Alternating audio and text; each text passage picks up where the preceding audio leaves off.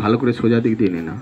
আমরা দেখছি সেই ছোট্ট মেয়েটিকে শাড়ি পরিয়ে সে বৃদ্ধ পাত্রের সঙ্গে বিবাহের ব্যবস্থা করেছে সেই গৃহকর্ত্রী ও তার স্বামী।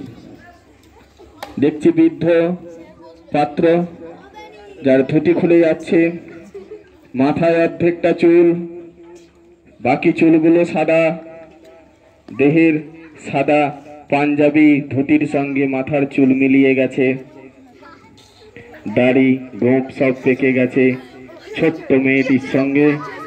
সেই সময় আমরা দেখছি সিভিক ভলেন্টিয়ার এবং পাড়ার কিছু ছেলে সেই বাল্য বিবাহের জন্য পুরোহিতকে ধরেছে এবং সেই সঙ্গে দেখছি ও না, পাড়ার ভলেন্টিয়ার নয়, থানার বড়বাবু এসেছেন।